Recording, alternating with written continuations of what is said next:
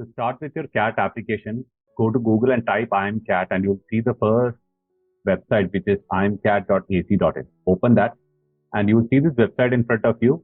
It has a lot of details given there. It has got the date. You'll also see the new candidate registration on the right hand side. Below that, a registered CAT candidate login. And then you have a registration for non-IIM institutions for CAT 2023, which is not for students. Okay. Scroll below and you will see a lot of other documents mentioned there. It includes eligibility criteria, it includes selection process of the IIM, media release, and a lot of other certificates which would be required if you're belonging to a certain category or if you're in the final year and you have not completed your graduation in the stipulated time. Okay, so plenty of details there. Go through and open some of them, read through. You'll get a lot of details and it will help you also understand how the form needs to be filled. So let's jump into this and start with the CAT registration process. So if you're a new candidate and you're registering for the first time, then you're going to go to the new candidate registration for CAT 2023 and click on that. It'll open a new window. And you'll see that in this window, it gives you details of which all browsers you can use and so on and so forth. You can just read that through and then go down to fill up your details. So you can quickly fill up all your details, your date of birth, email address, phone number, the country that you belong to, and so on and so forth. And once you're done with that, you can generate an OTP. Below that, you can just sign the declaration, put the captcha, and verify. And you see the details being there. These details you cannot change. So make sure that you have checked all the details correctly. Click on it once you check it, and then submit it for verification. Once you submit, you will get a captcha code. Fill it again.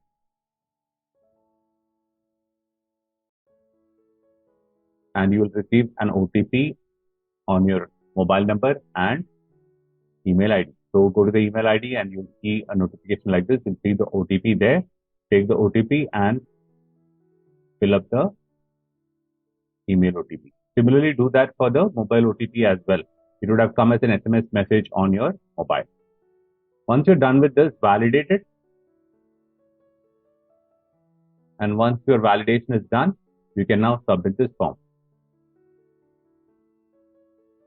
And once submitted, these details are saved. You can't change any of these details now, and you will get a user ID and a password on your mobile as an SMS. Now let's go ahead and fill the form. Registered candidate login, put the user ID there, password there, and go in and you'll see your basic details already mentioned there. There is a tab at the right hand side, which is on the top right hand corner. Go to the application and click on it.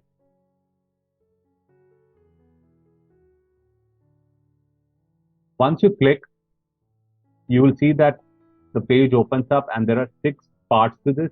You have the personal details, the academic details, work experience, program, test city, and the payment. So let's start now with the personal detail. Very simple. You can just fill up all the details out there. Make sure everything is right. And then when you're selecting the category, if you're selecting general, then it's very much easy because you just have to fill it and move ahead.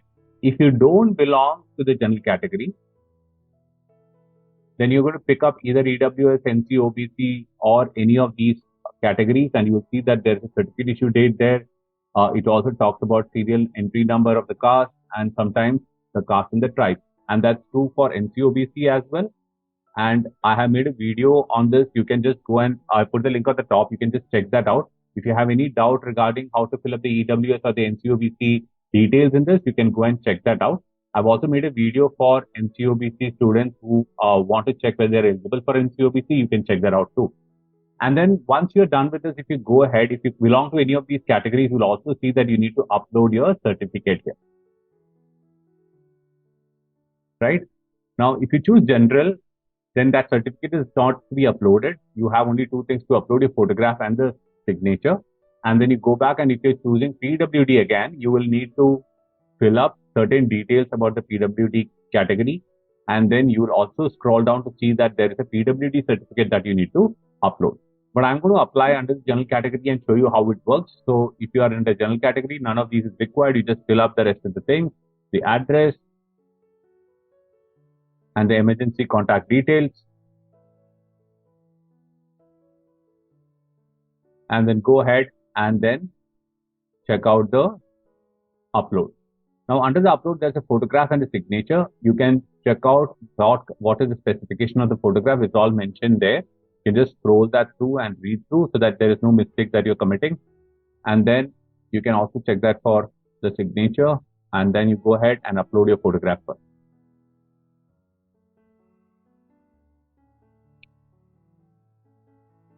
So click on the photograph, go to the file from where you need to upload it, and then once upload, you close it. You can go back and do the same for signature as well, and you see a view button out there, which you can click and view. So once you click on save and next, it'll ask you to view the photograph and the signature before you proceed. To do that you know that it's all correct, and you can save next and go ahead. Next is the most important part of this entire application, which is academics area, because your academics is going to be used as a selection criteria. So make sure that everything is correct. There are 5 parts to it: your 10th, your 12th, your graduation, and then your master's if you have one, and certification if. Okay, so it's very simple to fill in. Read through on the entire detail, pick the board name and start with it for the 10th standard. So I'm just quickly going to fill this. You'll see that there's a maximum marks column. Fill up your maximum marks. If there is 5 subjects in CBSE, it's going to be 500. And the marks obtained is the marks that you've got. Let's say 450. The aggregate percentage comes to 90% in this case. Now, if you have got a CGPA, you need to change the total marks according to your CGPA. Let's say if it's 10, you're going to mark 10 there. And then here, you're going to mark whatever is the CGPA that you obtain. Now, if you got a 10 on 10, then if you're going to put your aggregate percentage, you know that it'll come to 95, but 95 will not be accepted because the system will automatically calculate it as 100. So what you need to do is, if you have a CGPA which is not exactly mapped as multiplied by 10, then you need to put your marks converted from the total number of subjects that you have. So for this, I've already put a video. You can go on, check it out. I put the link here too. You can see how you need to convert and mark it here, so that's so very clear. And you need to take the marks for all the subjects that you have. You can't exclude any subject. You can't take PCM, or you can take only certain subjects mentioned there. However, the board may be looking at it. CAT will look at it from the perspective of all the subjects that you have done. If you don't do this and you go wrong in your percentage calculation, you are going to have trouble once you go for the interview. So make sure that this is all correct. You need to round it off up to 2 decimals is what it says. Fill the same for your 12th standard. So I'm filling it as CBSE board.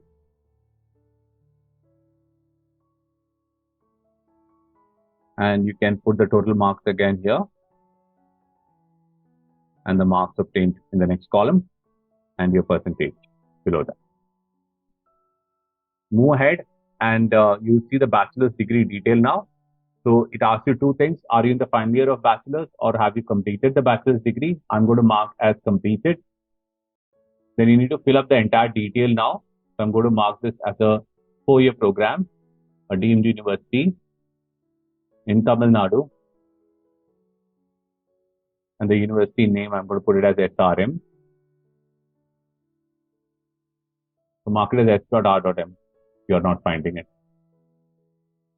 And then go ahead, put the graduation stream, the university name, SRMIT, degree name is engineering and technology.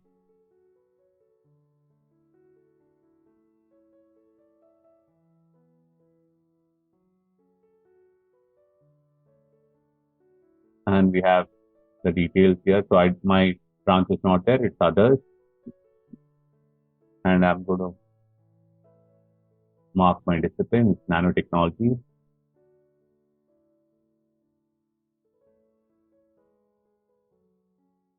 And then if you see nanotechnology is not there, that's why I put it as others.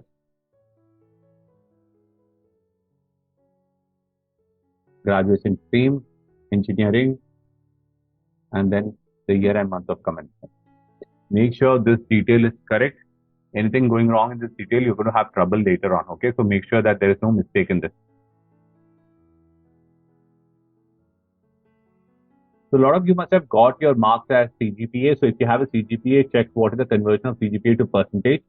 You will need to get a letter to that effect later on, or it should be mentioned on a public portal otherwise, right? So check it out carefully before you fill this up. And if you have done a 5-year integrated course, then mark that. If you've done it as a BTech plus an MTech or a BTech plus MSc, you can mark it separately as well. So the graduation for the BTech and masters for the MTech program. If you have multiple bachelors, you can mention that too. The procedure is the same. Only thing is you need to add one more column out there. And if you have completed your master's degree, then you're going to fill up your master's degree details. So I'm not going to fill up anything in the second bachelor because I've not done any. Because if you see, if you want to fill it up, you have to fill up the entire detail like we filled up earlier. So I'm going to now mark it as no. And move ahead to the master's.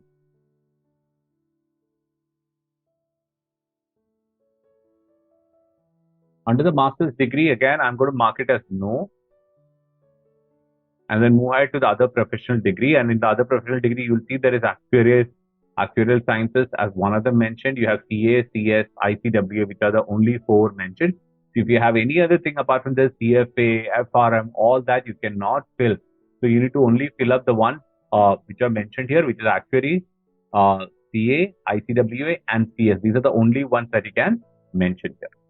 So once I mark it as no, I can save it and go to the next. Next one is a work experience. And work experience that is considered here is work experience after graduation. Please read it fully. You have the note given there, and it says it has to be a full-time work experience, no part-time that you can add here, no projects, no internships, no articleships. None of this will be considered as work experience. You need to be later on producing a certificate to that effect saying that it's a full-time work experience after graduation. And if you're continuing with your work experience, then you're going to mention your work experience up till July 31st.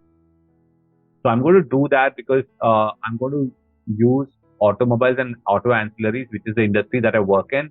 I'm going to click there and put the start date, and then I'm still working, so putting it as 31st July, and then put it as 0 breaks in my experience, and I'll get the total as 53. Move ahead and go down there.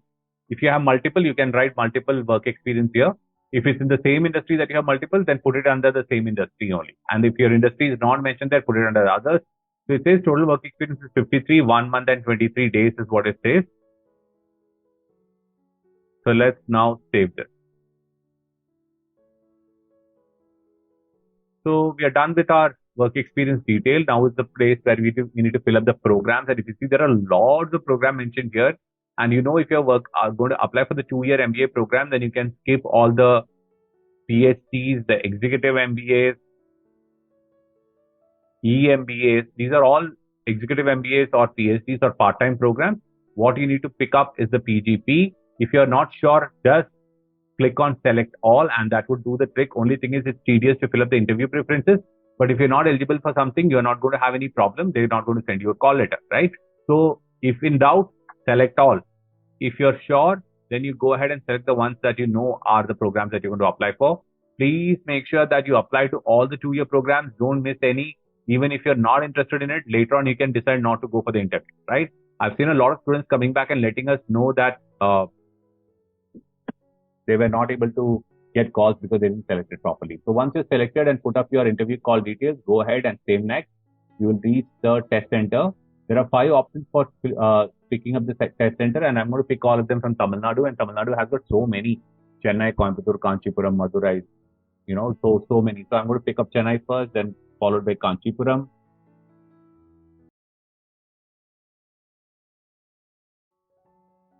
You can save next and go ahead.